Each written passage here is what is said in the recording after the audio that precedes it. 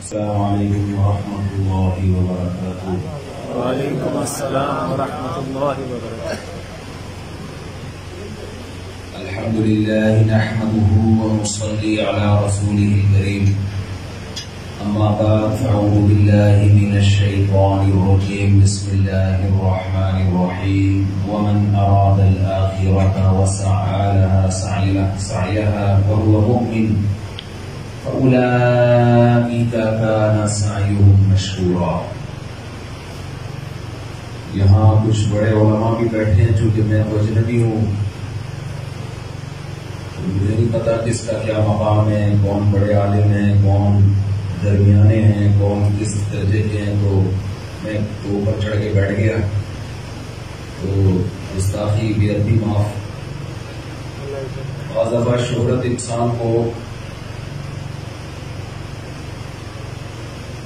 اونچا کر دیتی ہے، حقیقت میں وہ اونچا بننے کے لائق نہیں ہوتا۔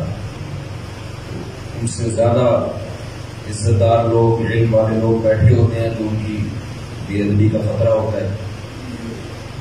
شہرت کے اصول کچھ اور ہیں اور اللہ کے ہاں مقبولیت کے اصول کچھ اور ہیں۔ ضروری نہیں کہ شہرت ہو گئی تو آخرت میں بھی مقبول ہو۔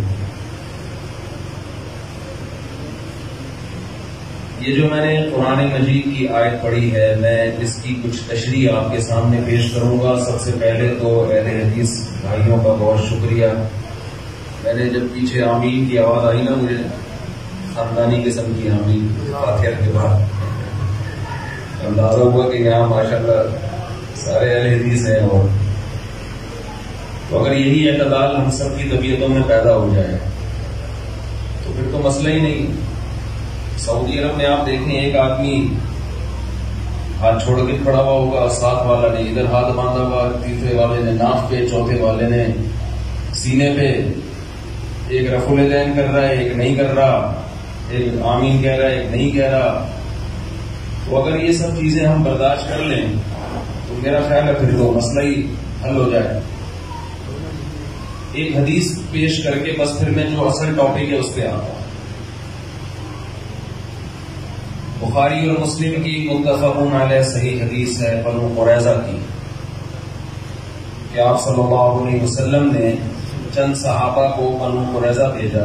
اس حدیث میں کچھ علمی نقطے ہیں، وہ نوٹ کر کو، تو حدیث تو آپ سب نے سنی ہوگی لیکن اس میں کچھ اہم پوائنٹ ہیں نوٹ کرنے کے،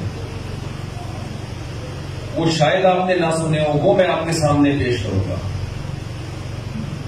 آپ صلی اللہ علیہ وسلم نے بنو قریظہ کی طرف ایک لشکر بھیجا اور حکم دیا کہ جب تک بنو قریظہ نہ پہنچ جاؤ عصر کی نماز۔ اچھا، میرے بیان کا اصول یہ ہے کہ آپ کو میرے ساتھ بولنا پڑے گا، جیسے میں جملہ ادھورا چھوڑ دوں تو آپ فل ان دا بلینکس خالی جگہ پر کر دیں، مجھے اندازہ ہو کہ آپ بھی میرے ساتھ شریک ہیں، ایسا محسوس نہ ہو کہ جیسے میں ٹی وی میں آ رہا ہوں۔ تو آپ صلی اللہ علیہ وسلم نے بنو قریظہ کی طرف صحابہ کو بھیجا اور حکم دیا کہ جب تک بنو قریظہ نہ پہنچ جاؤ کسی نے عصر کی نماز نہیں پڑھنی۔ مشہور حدیث ہے، راستے میں نماز کا ٹائم قضا ہونے لگا، صحابہ پریشان ہو گئے۔ ایک طرف نبی کی حدیث ہے بھائی جب تک مقام پہ نہ پہنچو عصر نہیں پڑھنا، لیکن دوسری طرف قرآن کی آیتیں حافظوا علی الصلوات والصلاۃ الوسطی، خصوصاً درمیانی نماز کی حفاظت کرو، عصر کی نماز۔ رائے کا اختلاف ہوا ہے اور یہ اختلاف پیغمبر صلی اللہ علیہ وسلم کی مخالفت کرنے کے لیے نہیں، پیغمبر صلی اللہ علیہ وسلم کی اتباع کرنے کی غرض سے ہوا ہے کہ نبی کی اصل منشا اور اصل مراد ہے کیا۔ جنہوں نے ظاہر حدیث کو لیا، حدیث کے ظاہر کو، ظاہری الفاظ کو، انہوں نے کیا کیا کہ بھئی ہم نے نبی کے قول کے ظاہری الفاظ کو لینا ہے کہ عصر کی نماز جب تک بنو قریظہ نہ پہنچ جاؤ کسی نے نہیں، بس ہمارے لیے اتنا کافی ہے. اس کی باریکی میں جانا، اس کا مفہوم تلاش کرنا، اس کا اصل مقصد کیا تھا، اصل منشا کیا تھی، ہم اس کے مکلف بول لو نا نہیں. آپ تو پنڈی کے لوگ ہو یار. تو انہوں نے نماز قضا کر دی. دوسرے فریق نے کیا کہا؟ نبی کی منشا یہ نہیں، الفاظ تو یہ ہیں، منشا نبی عالم الغیب نہیں ہے. آپ کو کیا پتا کہ ہم بنو قریظہ جب پہنچیں گے تو نماز ہی قضا ہو جائے گی. قرآن کا حکم ہے حافظوا علی الصلوات والصلاۃ الوسطی، یہ عمومی حکم ہے.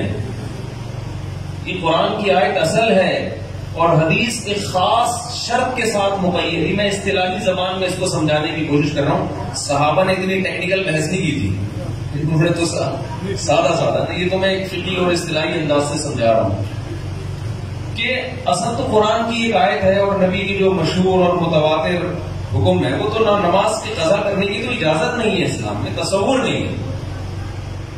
تو یہ جو حکم دیا جا رہا ہے کہ بنو قریظہ پہنچنے سے پہلے یہ ایک قید اس میں لگی ہوئی ہے. وہ قید یہ ہے کہ بشرطے کہ وہاں پہنچ جاؤ. اگرچہ اس کی صراحت نہیں ہے، دوسرے دلائل کی روشنی میں یہ شرط کی صراحت کی ضرورت نہیں تھی، یہ شرط لگی ہوئی ہے. ایک فریق نے نماز کو قضا کر دیا، دوسرے فریق نے نماز وقت پہ پڑھی. جب یہ وفد واپس آیا، نبی صلی اللہ علیہ وسلم کو اطلاع ملی، آپ نے کسی فریق کی مخالفت، کسی کو غلط قرار نہیں دیا. دیکھو نبی کے دور میں جو واقعات ہوئے ہیں وہ اتفاقی نہیں ہیں، وہ اللہ کی طرف سے وجود میں لائے گئے ہیں امت کو ایک سبق دینے کے لیے. اسلام میں دو قسم کے اختلاف ہیں. بنیادی عقائد، یہ بنیادی کا لفظ اس لیے بتا رہا ہوں کہ جب عقیدوں کی پیچیدگی میں جائیں گے تو اس میں بھی اختلاف ہوگا اہل حق کا. عقیدہ ہمیشہ اصولی نہیں ہوتا. عقیدوں کی بھی جب گہرائی میں جائیں گے نا پھر 10 فرقے بنیں گے. جو بیسک عقیدے ہیں اسلام کے ان میں اختلاف کی اسلام نے اجازت نہیں. اس میں اگر اختلاف کرے گا گمراہ ہے. ان 73 فرقوں میں 72 میں شامل ہیں جو فی النار، جو جہنم کی آگ میں ہوں گے. وہ کیا اختلاف ہے؟ عقیدہ توحید میں اختلاف. جی ہمارا رائے کا اختلاف ہے، تو خدا ایک بھی ہو سکتا ہے، دو بھی ہو سکتے ہیں. رائے کے اظہار کی ہے کوئی اجازت. یہ مارکیٹ میں بولو بھائی، اتنا براڈ مائنڈیڈ بننے کی ضرورت. صاحب نے مجھ سے پوچھا، آپ مفتی صاحب بڑے براڈ مائنڈیڈ قسم کے ہیں، اگر کوئی یہ کہتا ہے نبی صلی اللہ علیہ وسلم ہر جگہ حاضر ناظر، مشکل کشا، حاجت روا سب چیزیں ہیں، تو اس کے پیچھے نماز جائز ہے؟ نہیں جائز. اتنے ہم اکثر ایک نعرہ لگایا جاتا ہے کہ یہ مولوی لوگ جو ہے لوگوں کو دائرہ اسلام سے نکالتے ہی رہتے. بھائی دائرہ اسلام سے ہم نکالتے نہیں ہیں، لیکن جو پکا نکل گیا ہو اس کو ہمیں دائرے میں لانے کی بھی اجازت نہیں ہے. ہمارے معذرت کر تھوڑی ابیوزو لینگویج استعمال کر سکتا ہوں مدد کے ساتھ، تھوڑی اسٹائل ہے میرا، کیا کریں مجبور ہے. یہ ہمارے باپ کا دین نہیں ہے، اتنا اس سے زیادہ نہیں ہے. یہ ہمارے باپ کا دین نہیں ہے. یہ دائرہ ہمارے باپ کا بنایا ہوا تھوڑی، یہ تو اللہ کا بنایا ہوا دائرہ ہے. ہم کوشش تو یہی کرتے ہیں بھائی کفر کا فتویٰ حتی الامکان جب تک کوئی صحیح تعویل ہو سکتی ہے کسی کے کفر کا فتویٰ نہ لگایا جائے، لیکن اس کی بھی ایک حد ہوتی ہے. ایک آدمی اپنی بات کی خود تعویل کے لیے تیار نہیں ہے. وہ کہہ رہے بھائی میں نبی کو مشکل کشا سمجھتا ہوں، حاجت روا سمجھتا ہوں. بھائی اس کا مطلب بتا دیں. حاجت روا کا شاید مطلب یہ ہو کہ کچھ کھینچتان کے نکال لو. وہ کہہ رہے نہیں، اللہ نے اپنے نبی کو اختیارات دے دی ہیں کہ وہ جب چاہیں جس کی چاہیں مدد کر سکتے ہیں. تو بھائی اب وہ تو خود اپنی بات کی تعویل نہیں کر رہا نا، تو ہم کیسے اس کی کھینچتان کے لے آئیں اس کو. تو عقیدہ توحید ہے. عقیدہ توحید میں سب سے پہلے دعا لغیر اللہ، یہ شرک کی سب سے اعلیٰ قسم ہے. دعا لغیر اللہ سب سے اعلیٰ قسم، کہ آپ کسی کو یہ سمجھ کے کہ اللہ نے اس کو ما فوق الاسباب اختیارات دے دیے ہیں، یہ سمجھ کے جب آپ کسی سے مانگتے ہیں تو یہ دعا ہے. یہ وہ پولیس والی ہیلپ لائن نہیں ہے کہ لوگ کہتے ہیں پولیس سے مدد مانگنا جب شرک نہیں ہے بھائی، تو بزرگوں سے مدد مانگنا کہاں سے شرک ہو گیا؟ بھائی پولیس کی مدد اسباب کے تحت ہوتی ہے. ابھی میں عقیدہ توحید بیان کرنے کو تو پھر لمبا بیان ہو جائے گا پورا.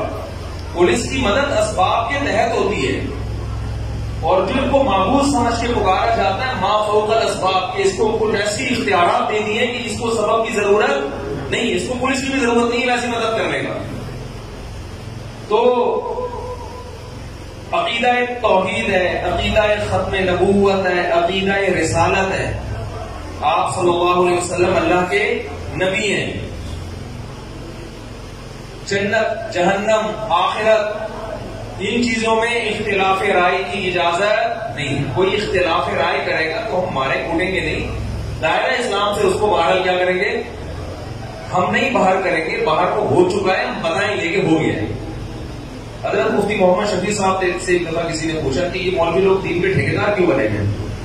وہ دائرہ اسلام میں باہر ہے، وہ دائرہ اسلام کے اندر داخل ہے، وہ خارج ہے، یہ ٹھیکیدار کیوں بنے ہیں؟ انہوں نے فرمایا ہم ٹھیکیدار نہیں، چوکیدار بہرحال ٹھنڈا لے کے بیٹھے ہوئے ہیں، غلط چیز کو اندر آنے نہیں دیں. ٹھیکیدار نہیں ہے، ہم کیا ہیں؟ دین کے چوکیدار بہرحال. اسلام کا ایک باؤنڈری ہے، باؤنڈری سے آپ کو نکلنے کی اجازت نہیں ہے. تو بیسک عقیدے، عقیدہ توحید ہے، عقیدہ رسالت ہے، عقیدہ تقدیر ہے. ان میں اسی طرح اہل سنت والجماعت کا متفقون علیہ عقیدہ ہے صحابہ کلہم عدول. سارے صحابہ کیا ہیں؟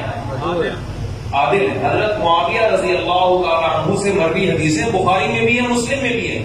کوئی ایک محدث ایسا نہیں ہے جس نے حضرت معاویہ کی حدیث کو معاویہ ہونے کی وجہ سے چھوڑا ہو. کوئی ایک محدث ایسے نہیں. آپ جو ان پر الزامات لگاتے ہو، انہوں نے حضرت علی کو برسر ممبر معاذ اللہ نقل کفر، گالیاں دلوان، جو جھوٹے الزامات، گالیاں دینے کی ترغیب دیا کرتے تھے. بتاؤ داماد رسول کو جو گالیاں دینے کی ترغیب دیتا اور برسر ممبر گالیاں دیتا وہ عادل ہو سکتا ہے؟ عادل کا مطلب ثقہ، نیک. تو یہ عجیب دوغلی معاذ اللہ نقل کفر دوغلی پالیسی ہے کہ محدثین عادل بھی کہہ رہے ہیں اور یہ بھی مان رہے ہیں کہ معاذ اللہ گالیاں دیا کرتے تھے. تو یا تو میرے بھائی گالیاں نہیں دیتے تھے، یا آپ نے یہ اردو کے میں خود سے ایک ترجمہ کشیدہ ہوا ہے اور خود سے حضرت معاویہ پہ آپ نے ایک الزام تھوپا ہوا ہے. کیونکہ میرا یہ ٹاپک نہیں، میں چاہ رہا ہوں جو بات میں کہنا چاہ رہا ہوں جلدی سے ہو جائے. میرے اندر بڑے فالٹ یہ ہے کہ میں جب چلتا ہوں نا کسی اسٹیشن کی طرف تو راستے میں قیام میں بہت ٹائم ہمارا گزر جاتا ہے. تو بیسک عقیدوں میں کسی کو اختلاف کی اجازت نہیں ہے اس میں بھی. دوسری بات ہے فروعی مسائل. اب مجھے ایک بات بتاؤ کہ فروعی مسئلے میں اسلام میں جو عملی مسائل ہیں ان میں سب سے زیادہ توحید کے بعد سب سے اہم حکم نماز کا ہے یا نہیں ہے؟ بولتے کیوں نہیں بھائی؟ اسلام میں تو جب آدمی مسلمان ہوتا ہے، یعنی شرک کے بعد سب سے بڑا جرم گناہ کیا اسلام میں؟ نماز قضا کر دینا. امام احمد ابن حنبل تو اس کے قائل ہیں کہ وہ اسلام سے ہی خارج ہے. اور عبداللہ بن مسعود کی صحیح حدیث بھی ہے اس بارے میں کہ ہم نبی کے دور میں کسی گناہ کو کفر نہیں سمجھتے تھے، لیکن نماز چھوڑنے کو ہم کیا سمجھتے تھے؟ کفر. اب یہاں کفر سے کفر دون کفر مراد نہیں ہو سکتا، اس لیے کہ وہ تو سارے گناہ ہیں نا. اس میں تعویل نہیں ہو سکتی عبداللہ بن مسعود کے اس قول میں. اس لیے امت میں اختلاف رہا ہے کہ کسی گناہ کے بارے میں کسی مجتہد کا یہ قول نہیں ہے کہ چھوڑنے سے کافر ہو جاتا ہے. لیکن امام احمد بن حنبل کا نماز کے بارے میں کیا قول ہے؟ جان کر چھوڑنے سے کافر ہو جائے. حتیٰ کہ شیخ بن باز کا یہ فتویٰ تھا سعودیہ کے سابق مفتی اعظم کہ اگر کوئی رات کو سویا اور اس نے فجر کی نماز کا الارم نہیں لگایا اور الارم لگایا صبح آفس کا 8 بجے کا، وہ کافر ہو جائے گا، اس کا نکاح بھی ٹوٹ جائے گا. اتنا بڑا حکم. ایک بات، صحابہ کا کس میں اختلاف ہو رہا ہے؟ یہ جو بنو قریظہ والی حدیث میں روزے میں ہو رہا ہے، زکات میں ہو رہا ہے، کس میں ہو رہا ہے؟ نماز میں. اس سے بڑی اختلاف کی مثال مل نہیں سکتی. ایک یہ نمبر لگا کے نوٹ کریں، دوسرا، نماز کی کسی سنت یا نفل نماز میں اختلاف نہیں ہو رہا. ہمارے تو بھٹے ہوتے ہیں نا زور سے، جمعے سے پہلے 4 سنتیں موقع ہیں یا نہیں ہیں، یا جمعے کے بعد ہیں یا نہیں ہیں، عشاء کی کتنی رکعتیں ہیں، یہ چلتا ہے نا آپس میں. پولیس قربانی پڑے گی بھائی سمجھانے کے لیے بات. ہمارے پھٹے کیا چل رہے ہوتے ہیں؟ فرائض میں ہمارا کوئی اختلاف نہیں ہے، ہمارا تو سنتوں میں چل رہا ہوتا ہے کہ ظہر سے جمعے سے پہلے کی 4 ہے، جمعے کے بعد کی ہے کہ نہیں ہے. کچھ کہتے ہیں نہیں ہے، کچھ کہتے ہیں وہ صدیوں پرانے جھگڑے ہیں وہ چل رہے ہیں اور وہ چلتے رہے. وہ عیسیٰ علیہ السلام سے پہلے کوئی ختم، جب حضرت عیسیٰ علیہ السلام آئیں گے نا وہی ختم کریں. اس سے پہلے ہمیں برداشت کرنا ہے پھٹوں کو، سمجھ رہے ہیں نا، یہ ختم ہونے والے نہیں ہیں. تو یہ جھگڑے، یہ سنتوں کی لڑائی ہوتی ہے ہماری. اور حضرت نبی صحابہ کے دور میں جو اختلاف ہوا وہ نماز کی سنتوں میں نہیں بلکہ نماز کے فرض میں. کتنے پوائنٹ ہو گئے؟ 2. نوٹ کریں اس کو. 4 شادی میں بھی بات ہوگی انشاءاللہ، یہ ذہن کریں. یہ تو میں فرض سمجھتا ہوں. ایک صاحب ہمارے دوست ہیں، بڑی توحید کی بات بہت کرتے ہیں نا. مجھے ایک دن کہنے لگے یار تم 4 کے قائل ہو، میں توحید کا قائل ہوں. مجھے کہنے لگے میں 1 کا قائل ہوں. یہ توحید، عقیدہ توحید کے زیادہ قریب 1 ہے یا 4 ہے؟ 1 ہے نا. میں نے ان سے کہا توحید اللہ کا خاصہ ہے، اللہ کے علاوہ کسی کو یہ حق دینا یہ توحید کا شرک ہے. میں سمجھتا ہوں یہ خالص توحید نہیں ہے. بھائی اللہ اکیلا، اللہ ہی، بیویاں اکیلی نہیں ہونی چاہیے. ہم صرف ہمارا معبود ایک ہے بس. اس کے بعد ہر چیز ہماری 8 8 10 10. باپ بھی ایک ہوتا ہے، ماں بھی ایک ہوتی ہے، بیویاں، دوست، ماتحت، یہ ہول سیل کے حساب سے ہونی چاہیے. یہ میں تھوڑا سا بھی آگے چلیں گے اس پہ انشاءاللہ، تھوڑی دیر میں بات کروں گا اور میں آپ کو اس کے نقصانات بتاؤں گا جو ایک ہم نے رکھے. جو قوم کا جو بیڑا غرق کیا ہے نا، اللہ معاف کروائے. جو عورتوں کا جو بیڑا غرق ہو رہا ہے وہ خون کے آنسو رونے کا دل چاہتا ہے. وہ حالات ہے. تو عقیدہ توحید، ہاں صحابہ 2 پوائنٹ ہو گئے. ایک، اختلاف نماز میں ہو رہا ہے جو توحید کے بعد کیونکہ توحید میں تو ہو نہیں سکتا تھا نا، وہ تو پھر اسلام سے خارج ہو جاتے. اختلاف کس میں ہو رہا ہے؟ نمبر 2، سنتوں میں نوافل میں نہیں بلکہ فرض میں. تیسری بات، اختلاف اس نماز میں ہو رہا ہے جس کی اہمیت سب سے زیادہ. 5 نمازوں میں قرآن کہتے ہیں الصلاۃ الوسطیٰ، سب سے امپورٹنٹ کون سی ہے؟ عصر کی نماز، اس کی حفاظت کرو. اس میں اختلاف ہو رہا ہے. اختلاف کی نوعیت کم ہو رہی ہے، بڑھ رہی ہے؟ بڑھ گئی. چوتھی بات، اس کی رکعتوں میں اختلاف نہیں ہو رہا کہ اس دفعہ عصر ہم نے 4 پڑھنی ہے کہ 2 پڑھنی ہے، بلکہ اختلاف اس میں ہو رہا ہے کہ پڑھنی بھی ہے کہ نہیں پڑھنی. کتنے پوائنٹ ہو گئے؟ ہے بھائی 4. پھر عصر کی نماز کی کسی صفت میں اختلاف نہیں ہو رہا کہ آمین آہستہ کہنی ہے کہ زور سے کہنی ہے، رفع الیدین کر کے کرنی ہے کہ رفع الیدین کے بغیر پڑھنی ہے، جو امام کے پیچھے ہوگا اس نے فاتحہ پڑھنی ہے کہ نہیں پڑھنی. یہ نماز کی صفات ہیں، نماز کا وجود نہیں ہے. جبکہ صحابہ کا اختلاف نماز کے عدم اور وجود میں ہو رہا ہے کہ پڑھنی بھی ہے، پوری نماز ہی پڑھنی ہے کہ نہیں پڑھنی ہے. اور مشکل ہے. میں سمجھا پا رہا ہوں اپنی بات؟ اس سے بڑا کسی فروعی مسئلے میں اختلاف ہو نہیں سکتا. لیکن نبی نے کسی ایک کو بھی ملامت نہیں. نبی کی یہ حدیث دیکھو، السکوت فی موضع البیان بیان. علماء جان، کہیں بیان کرنا ضروری ہو لیکن پیغمبر پھر بھی خاموشی اختیار کر لیں، یہ خاموشی پیغمبر کا. بعض حدیثیں خاموش ہیں. نبی نے فرمایا، کہاں فرمایا بھائی؟ کہیں بھی نہیں ہے. بھائی نبی اس موقع پہ خاموش ہو گئے تو یہ فرما دیا. تو یہ خاموشی نبی کی اس کی علامت تھی کہ دونوں فریق درست ہے. اس سے ہمیں نبی صلی اللہ علیہ وسلم نے قیامت تک کے لیے اصول بیان کر دیا کہ دیکھو، اگر مقصد پیغمبر کی اطاعت ہے تو اگر حدیث میں رائے میں اختلاف ہو رہا ہے تو یہ اختلاف کی وجہ سے ایک دوسرے پہ کیچڑ نہیں اچھالنا ہے. صحابہ نے یہ نہیں کہا کہ تم، یعنی ہم لوگ اگر میرے جیسا نالائق ہوتا اگر تو ہم کیا کریں؟ آؤ مناظرہ کرو. پھر ایک دوسرے کے خلاف جو سوشل میڈیا پہ جو طوفان بدتمیزی چل رہا ہے، آپ کہہ سکتے ہیں ہم بھی تو جہلم یہی کر کے آئے ہیں. ہم جہلم اس کو روکنے کے لیے گئے ہیں، کرنے کے لیے نہیں گئے. اور اللہ کا شکر ہے ایسا رکا ہے، اب اللہ نے چاہا تو انشاءاللہ یہ فتنہ سر نہیں اٹھائے گا.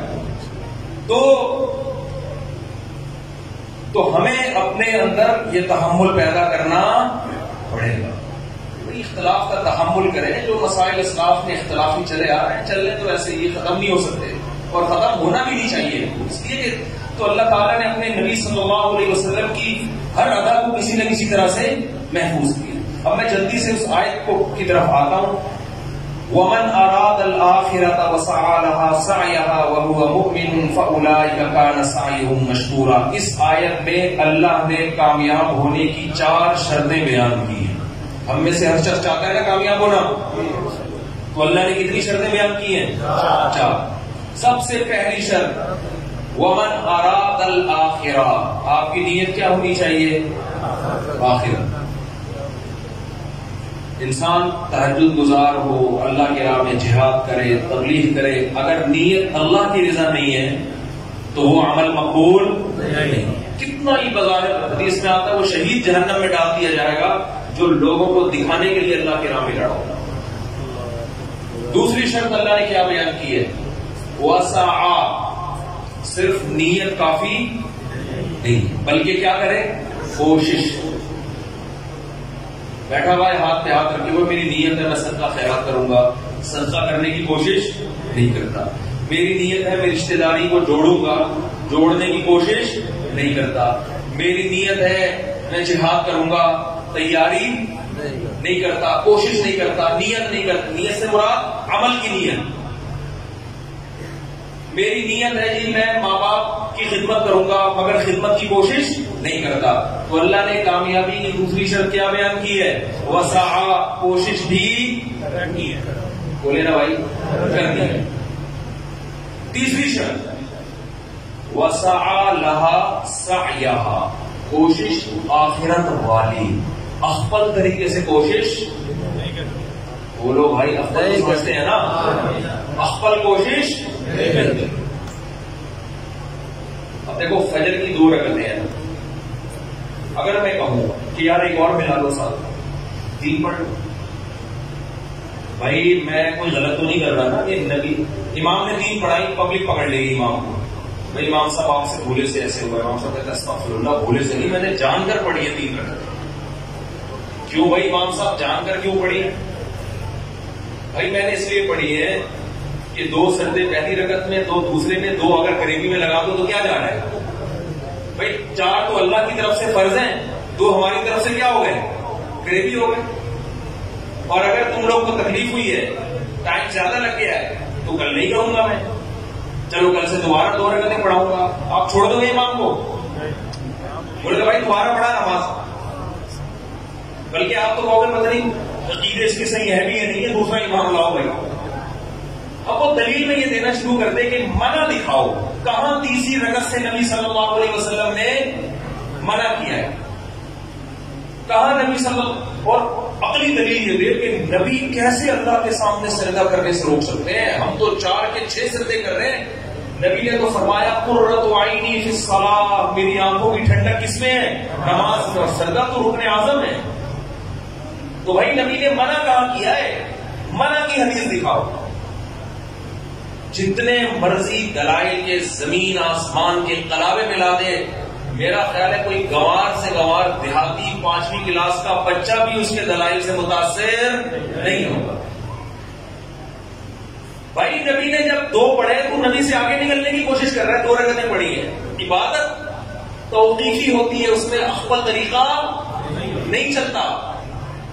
یہاں تو میرے بھائی ہماری سمجھ میں یہ بات آتی ہے، بہت معذرت کے ساتھ، جب ہماری خاندانی رسومات اور ہماری بدعتیں ہمارے سامنے آ کے کھڑی ہوتی ہیں اور شریعت دوسری طرف، تو پھر ہمیں یہ حدیثیں اور یہ باتیں سمجھ میں نہیں. وہاں کہتے ہیں حرج کیا. ایک صاحب نے مجھ سے پوچھا یہ وضو کی اتنی دعائیں پڑھتے ہیں اور طواف میں میری دعائیں مشہور ہیں، طواف کی دعائیں جو ہے اگر ہم پڑھیں تو حرج کیا ہے؟ میں نے کہا حرج یہ ہے کہ جو چیز ثابت ہے وہ چھوٹ جائے گی آپ سے. جب بھی کوئی انسان ایک بدعت پر عمل کرتا ہے نا تو اللہ اسے سنت چھین لے لیتا. ہمارے شیخ حضرت مفتی رشید احمد صاحب فرمایا کرتے تھے بعض لوگ عملاً بدعتی ہوتے ہیں اور بعض مزاج کے بدعتی ہوتے ہیں. ان کو لگتا ہے کوئی یہ چیز مارکیٹ میں نہیں آئے نا تو ان کو وہ والی چیز میں مزہ نہیں آتا جو ثابت شدہ ہو قرآن و سنت سے. تو قرآن نے کیا کہا ہے وَسَعَى لَهَا سَعْيَهَا, آپ کی مخفل کوشش بولو نہیں چلے. ساری رات انسان الٹا لٹک کے نماز پڑھتا رہے ثواب ملے گا؟ بتاؤ سیدھے کھڑے ہو کے نماز پڑھنا زیادہ مشکل ہے الٹا لٹک کے؟ محنت زیادہ کون کر رہا ہے؟ سعی کوشش تو وہ کر رہا ہے جو الٹے لٹک کے پڑھ رہا ہے, لیکن نماز کس کی ہوگی؟ تمیز سے سیدھا کھڑا ہو کے نماز پڑھ رہا ہے. تو ابھی کسی خاتون کا تھوڑی دیر پہلے فون آیا کہ میرے ابا کا انتقال ہو گیا تھا, ہم ہر جمعرات کو ان کے لیے کچھ لوگوں کو جمع کرتے ہیں دعا. ہمارے جو پشاور سے تعلق رکھنے والے بھائی ہیں, پشاور والے بھائیوں کو بولتے رہے اتنا ڈر لگتا ہے کہ مجھے, یعنی کیونکہ ہمارے جو پشتون بھائی ہیں نا یہ غیرت میں بہت آتے ہیں. 100 دفعہ سوچنا پڑتا ہے کوئی زبان میں ذرا سی دائیں بائیں کچھ بھڑک گئی تو وہ ہماری خیر میں. مہمان نواز بھی بہت ہے, بہادر بھی بہت ہے, لیکن بہت حساس بہت ہے. پشاور میں KPK میں بہت معذرت کے ساتھ عادت ہے کوئی مر جائے نا تو جو تعزیتی پروگرام چلتے ہیں رشتے دار کہتا ہے جو میت کا بیٹا کاش میں مر جاتا اور ابا یہ ذمہ داری مہمانوں کو نمٹانے کی سنبھال لے. یہ حالت ہو جاتی ہے. یعنی ان کا یہ ہوتا ہے, سب کی بات نہیں کر رہا بھائی جو بیان سن رہے ہیں ان کے علاوہ, بندہ مر جائے نا تو تمبو لگنے کے بعد تعزیتی پروگرام, پھر قرآن خوانیاں, پھر دیگیں, پھر جو آ رہا ہے اس کو چائے, پھر ایک رسم میں جو آ رہا ہے دعائے خیر و شفا اللہ تعالیٰ مغفرت نکونا دے وغیرہ وغیرہ, پوری لمبی دعا. جو بھی آئے گا سب نے ہاتھ اٹھانا ہے. ہاتھ نہ اٹھائیں تو اس بات کا خطرہ ہے جہاں جنازہ لیٹا ہوا ہے تھوڑی دیر میں آپ بھی وہی لیٹ. میرا اندرون سندھ دورہ ہوا, مجھے نہیں پتا تھا ان کے یہاں میت بھی ہو گئی ہے تو, اور میت ہوئے بھی کئی دن ہو چکے تھے. میں وہاں گیا, میں تو سندھی حضرات تھے بڑے محبت کرنے والے, بیان سن رہے ہو تو بھائی معذرت. تو ان کے کہیں والد صاحب کا 30-40 دن پہلے انتقال ہو گیا. اب جو بھی آ رہا ہے نا 30-40 دن کے بعد بھی کیا کر رہا ہے, ہاتھ اٹھا کے دعا. مجھے پتا تھا یہ ان کی رسم ہے, جو نہ مانگے نا اس کو چھوڑتے ہی نہیں ہے. 3 دن ویسے ہی تعزیت, اتنا لمبا غم کو کھینچنا شریعت میں ویسے بھی نہیں ہے. میں نے ارادہ کر لیا, میں نے کہا میں بس اخفل طریقے سے دعا مانگوں گا, ہاتھ نہیں اٹھاؤں. میں نے ان سے کہا, انہوں نے مجھے کہا وہ ہمارے ابا کا بھی انتقال ہو گیا تو ذرا دعا کرتے رہے. دل سے دعائیں اللہ ان کی مغفرت فرمائے, ان کے درجات کو بلند فرمائے, ان کو ترقی. اتنی میں نے اپنے ابا کے لیے شاید دعا نہیں مانگی ہوگی جتنے ہاتھ اٹھائے بغیر ان کے ابا کے لیے دعا. انہوں نے کہا ہاتھ اٹھا کے ہو جائے. میں نے کہا بس یہ ہو گئی, اتنا کافی ہے. نہیں جی ہاتھ اٹھا کے ہو. میں نے کہا ہو گئی, دل سے دعا مانگی. کہہ رہے آپ ہاتھ کیوں نہیں اٹھا رہے؟ میں نے کہا دیکھو سب اٹھاتے ہیں, یہ ضروری سمجھ لیا ہے. کوئی چیز اپنے اوپر مسلط نہ کرو, ہنسی خوشی زندگی گزارو. جو زندہ ہے ان کی بھی فکر کرو نا, کچھ ان کو ٹینشن نہ دو. نہیں بھائی, پھر تھوڑی دیر میں بندہ آیا ہاتھ اٹھائے, ہم بھی ڈھیل ہونے کے بیٹھ گئے تھے. پھر کیا ہوا جی, کھانا تھا, کھانے کے بعد ان کے دفتر میں گئے, کوئی ان کا افتتاح تھا. پھر انہوں نے کہا ہاتھ اٹھائے. میں نے کہا اللہ اس سے زیادہ میرے بس میں یہ پکڑ کے مجھے مارے.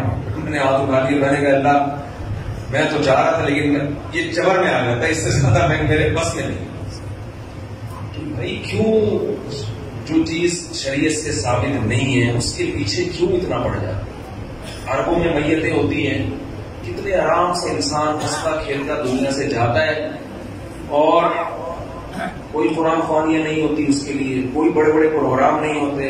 ما تعالی الایمان ما قدر اللہ. عربوں کی زبان پہ 2 جملے ہوتے ہیں, ما قدر اللہ جو اللہ نے مقدر کیا, ما تعالی الایمان خوشی کی بات ہے ایمان پر گیا. دعا کرتے رہتے ہیں بیٹھ کے اس کے لیے. ہمارے ہاں کیا تمبو لگتے ہیں، وہ آ رہا ہے پھر جا رہا ہے کوئی، پھر وہ جو بیچارے جو پیچھے لواحقین ہیں، مجھے خود کے بھی ایسے فون آتے ہیں، کہتے ہیں ہمارے ہاں مفتی صاحب میت ہو جائے اتنا عذاب بن جاتا ہے کہ ہمیں سارے کام چھوڑ کر بس ہاتھ پھر وہ آٹومیٹک پھر وہ دعا دل سے بھی نہیں نکلتی اور ایک رسم بن جاتی ہوا، پھر نیچے گرایا، پھر یوں اڑایا، پھر نیچے گرایا، تھوڑی دیر تنہائی میں بیٹھ کے ابا کے لیے رو کے دعا مانگ لیتے ہیں، وہ اس سے زیادہ اچھی تھی۔ پھر وہ ہیرا ناجزہ ہوتا ہے، پتہ نہیں ابا کی نمازیں معاف ہو رہی ہیں، وہ صدقہ اس کو دیا، پھر ادھر سے صدقہ اٹھا کے اس کا دیا، پھر ادھر سے کیا ہو رہا ہے پتہ نہیں۔ تو یہ اللہ قرآن میں کہہ رہا ہے وَسَعَى لَهَا سَعْيَهَا، پشاور والوں اخبل طریقہ نہیں چڑھے گا، وَسَعَى لَهَا سَعْيَهَا، کوشش وہ ہوگی جو اللہ اس کے رسول نے بتائی ہے۔ تو بدعت کے خلاف مل کے جد و جہد کرنی چاہیے، بدعت کو معاشرے میں پنپنے نہیں دینا چاہیے۔ اور آخری شرط اللہ نے کیا بیان کی ہے، وَهُوَ مُؤْمِنٌ، یہ تمام معیارات پہ اگر کوئی پورا اتر بھی گیا، جب تک ایمان نہیں ہے، ایمان سے یہاں لغوی ایمان مراد نہیں ہے، وہ تو ہندو کا بھی ہوتا ہے ایمان، تو مطلب کہ وہ اپنے بھگوان پہ ایمان رکھتا ہے، ایمان سے اصطلاحی ایمان کہ جو اسلام کے ضروری عقائد ہیں ان تمام کو تسلیم کرتا ہو، تو ایمان کے بغیر کوئی نیکی مقبول نہیں ہے۔ اس سے لوگ اکثر پوچھتے ہیں یہ اتنے بڑے بڑے سائنسدان تھے، انہوں نے انسانیت کی اتنی خدمت کی ہے اور آپ کہتے ہیں یہ جنت میں نہیں جائیں گے تو ان کو کوئی آخرت میں بدلہ نہیں ملے گا، ایسا کیوں ہے بھائی؟ اسلام ایسا سخت نظریہ کیوں سکھاتا ہے؟ میں ان سے کہتا ہوں دیکھو ان بڑے بڑے سائنسدانوں نے آپ کی خدمت کی، جس کی وجہ سے آپ کو ان سے اتنی محبت کہ آپ کو ان کا جنت میں نہ جانا اور جہنم میں جانا برا لگ رہا ہے۔ تو جس اللہ نے ان پر اتنے احسانات کیے تو اس اللہ سے ان کو تعلق کیوں نہیں؟ آپ کو ان کے ایڈیسن نے بلب ایجاد کر لیا، ایک بلب دیا ہے اس نے، اب ہماری یونیورسٹی کے طلبہ چاہتے ہیں جہنم میں نہ جائے، ہم بھی چاہتے ہیں نہ جائے، وہی اگر نہ جائے تو ہمیں کیا ہو؟ لیکن اللہ کہہ رہے ہیں کہ نہیں، اگر اس تک اسلام کی دعوت پہنچی تھی، عقیدہ توحید اس تک پہنچا اور اس نے عقیدہ توحید پر ایمان نہیں لایا، اللہ نہیں معاف کرے گا، یہ قرآن کا فیصلہ ہے۔ اب ہمارے جو یونیورسٹی کے لوگ ہیں نا ان کو بڑے اشکالات ہوتے ہیں، اور اتنی انسانیت کی خدمت کی، بلب بنانے چلا گیا، وہ بلب کیا کیا کر رہا ہے آپ کے؟ وہ بلب جناب روشنی کا کام بھی کر رہا ہے، بیکری کے کیکوں کو بھی کیا کر رہا ہے؟ تازہ رکھ رہا ہے نا، پتہ نہیں لگتے ہیں پہلے تو وہ کیک کو گرم کرنے کے لیے بلب لگایا کرتے ہیں، تو کتنی خدمت کر کے چلا گیا وہ، اور یہ مسلمان لوگ کہتے ہیں کہ وہ جنت میں نہیں جائے۔ تو بھائی اس نے ایک بلب دے کر آپ پر احسان کیا اور آپ کو اس کا جنت میں، اس کا جہنم میں جاتے ہوئے ترس آ رہا ہے کیونکہ آپ کا محسن ہے۔ تو جس خدا نے سورج دیا، چاند دیے، جس خدا نے ایڈیسن کو پیدا کیا، جس خدا نے اتنے بڑے بڑے ان لکم فی الانعام لعبرۃ نسقیکم مما فی بطونہ من بین فرث ودم لبنا خالصا سائغا للشاربین، قرآن کہتا ہے سوکھا چارہ ہم ان جانوروں کو کھلاتے ہیں، سوکھے چارے کو تم رگڑ کے دیکھو تیل کا ایک قطرہ نہیں نکلے گا، لیکن اس جانور کو کھلاتے ہیں کیسا چکنا گاڑا دودھ اس سوکھی گھاس سے اللہ نکال کے دکھاتا ہے، اور اس خالصاً فرمایا کہ نہ اس میں گوبر کی بدبو نہ خون کی بدبو، ایک ہی فیکٹری میں اس چارے سے گوبر بھی بن رہا ہے، خون بھی بن رہا ہے، دودھ بھی بن رہا ہے، لیکن اس فیکٹری میں جہاں دودھ تیار ہو رہا ہے نہ گوبر کی بدبو آتی ہے نہ خون کی رنگت، خالصاً یہ اس کا کلر دیکھو اور مزہ دیکھو، سائغا للشاربین، پینے والوں کے حلق میں پھسلتا چلا جاتا ہے۔ بتاؤ دودھ کی ایجاد عجیب، زیادہ عجیب ہے یا بلب کی ایجاد؟ دودھ کی ایجاد بلب سے کئی گنا زیادہ عجیب، اور یہ دودھ اگر ہمیں پینے کو نہ ملے، بلبوں کو ہم خود ٹینشن میں آ کے اپنے ہاتھوں سے توڑ کے ختم کر دیں گے۔ کس قدر بڑی نعمت جس خدا نے، اور یہ ایک نہیں ہے، وَإِن تَعُدُّوا نِعْمَتَ اللَّهِ لَا تُحْصُوهَا، قرآن کہتا ہے اگر ایڈیسن کی نعمتوں کو گنو گے 4-6 سے زیادہ اس کی چیزیں نہیں ملیں گی، اور وہ بھی اللہ کی دین ہوگی، اللہ نے اس کی کھوپڑی میں ڈالا ہوگا کہ تو یہ بنا دے، خود سے نہیں جاتا کچھ کسی کا دماغ۔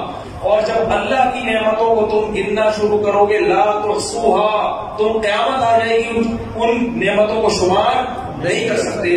تو اس خدا سے جب تک آپ کو محبت نہیں ہوگی، اس خدا کے احکام کا التزام نہیں کرو گے، تو جنت میرے بھائی اللہ نے بنائی ہے. جس خدا نے جنت بنائی ہے وہ اپنے پرچے پہ پاس ہونے والوں کو اس جنت میں داخل کرے گا. اس کا اپنا معیار ہے. جنت کا ہمارا اخبل معیار نہیں چلے گا، اس کا اپنا معیار ہے. اس معیار پہ پورا اترنا پڑے گا. تو سائنسدانوں کی تھوڑی ہے جنت جو ہم کہیں گے جی سائنسدانوں نے بنائی. جس خدا نے بنائی ہے میرے معیار پہ چلو. ایک چھوٹی سی بات کر کے اپنے بیان کو ختم کرتا ہوں. دیکھو، آپ گھر سے باہر بہت اچھے ہیں دوستوں میں. باپ آپ کو اچھا جب کہے گا جب آپ باپ کے ساتھ اچھے ہو. دوست آپ کو اچھا جب کہے گا جب آپ دوست کے ساتھ اچھے ہو. اچھائی اور برائی کا جو معیار ہے وہ ہر ایک کا دوسروں سے مختلف ہے. بیوی آپ کو اچھا جب کہے گی جب آپ، جو بیویاں میرا بیان نہیں سن رہی ان کی بات کر رہا ہوں، جو خواتین یعنی ان لوگوں کی جو بیویاں، آپ کا پتہ نہیں کتنی بیویاں مول سامنے رکھی ہوئی ہیں، تو لوگوں کی بات کر رہا ہوں کہ عورت اس شوہر کو اچھا کہے گی جو پوری توجہ کس کو دے؟ بیوی کو. لیکن ساس اس شوہر کو اچھا، اس بیٹے کو اچھا کہے گی جو پوری توجہ کس کو دے؟ ماں کو. تو میرے بھائی ہمارے ہاتھ میں اگر جنت ہوتی تو پھر ہمارے معیارات دوسروں سے مختلف. ہر شخص کا اپنا معیار. جنت چونکہ اللہ نے بنائی ہے لہذا معیار بھی کس نے رکھا ہے؟ اللہ. اللہ کہتے ہیں جو سب سے پہلے میرے ساتھ مخلص ہوگا اس کو میں جنت میں داخل کروں گا. تو یہ اللہ کا معیار ہے. تو اللہ نے 4 شرطیں بیان کی، یاد رہیں گی. نیت اچھی ہو، نمبر 2 کوشش بھی کرے، نمبر 3 اس کوشش میں بدعتوں کو شامل نہ ہونے دے، اور نمبر 4 عقیدہ بھی اس کا صحیح ہو. یہ 4 کوشش ہوگی تو اللہ فرماتے ہیں فَأُولَٰئِكَ كَانَ سَعْيُهُمْ مَشْكُورًا. ان کی کوشش کا صرف بدلہ نہیں ملے گا، بہت اچھا بدلہ ملے گا. مشکورہ کا یہ مطلب صرف بدلہ نہیں بلکہ جتنا کرو گے کم سے کم 10 گنا، اور اس سے زیادہ اللہ جس کے لیے چاہے بڑھا. تو اللہ سے دعا ہے جو باتیں اللہ نے کہلوائی اس میں جو کمی کوتاہی ہوئی اللہ معاف فرمائے.